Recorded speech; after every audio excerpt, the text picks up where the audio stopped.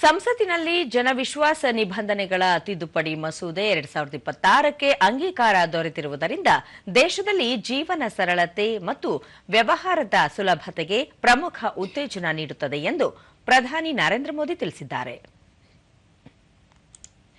ಸಾಮಾಜಿಕ ಜಾಲತಾಣದಲ್ಲಿ ಈ ವಿಷಯ ಹಂಚಿಕೊಂಡಿರುವ ಪ್ರಧಾನಿ, ಈ ಮಸೂದೆಯು ನಾಗರಿಕರಿಗೆ ನೀಡುವ ನಂಬಿಕೆ ಆಧಾರಿತ ಚೌಕಟ್ಟನ್ನು ಬಲಪಡಿಸುತ್ತದೆ, ಅಲ್ಲದೆ ಹಳೆಯ ನಿಯಮಗಳು ಮತ್ತು ನಿಬಂಧನೆಗಳನ್ನು ತೆಗೆದುಹಾಕಲಿದೆ. ಅಲ್ಲದೆ ಪ್ರಕರಣಗಳ ತ್ವರಿತ ವಿಲೇವಾರಿ ಖಚಿತಪಡಿಸುವುದರ ಜೊತೆಗೆ ಅಪರಾಧ ಮುಕ್ತೀಕರಣದ ಮೂಲಕ ಮೊಕದ್ದಮೆಯ ಹೊರೆಯನ್ನು ಕಡಿಮೆ ಮಾಡಲಿದೆ ಎಂದು ಹೇಳಿದ್ದಾರೆ. 23 ಸಚಿವಾಲಯಗಳಿಂದ ನಿರ್ವಹಿಸಲ್ಪಡುವ 79 ಕೇಂದ್ರ ಕಾಯ್ದೆಗಳನ್ನು ತಿದ್ದುಪಡಿ ತರುವುದನ್ನು ಇದು ಪ್ರಸ್ತಾಪಿಸುತ್ತದೆ ಎಂದು ಹೇಳಿರುವ ಪ್ರಧಾನಿ, ಈ ಮಸೂದೆಯನ್ನು ರಚಿಸುವಲ್ಲಿ ಅಳವಡಿಸಿಕೊಳ್ಳಲಾದ ಸಮಾಲೋಚನಾ ವಿಧಾನವು ಗಮನಾರ್ಹವಾಗಿದ್ದು, ಸಂಸತ್ತಿನಲ್ಲಿ ಇದರ ಅಂಗೀಕಾರಕ್ಕಾಗಿ ಬೆಂಬಲಿಸಿದ ಎಲ್ಲರಿಗೂ ಅಭಿನಂದನೆಗಳನ್ನು ಸಲ್ಲಿಸುವುದಾಗಿ ಹೇಳಿದ್ದಾರೆ.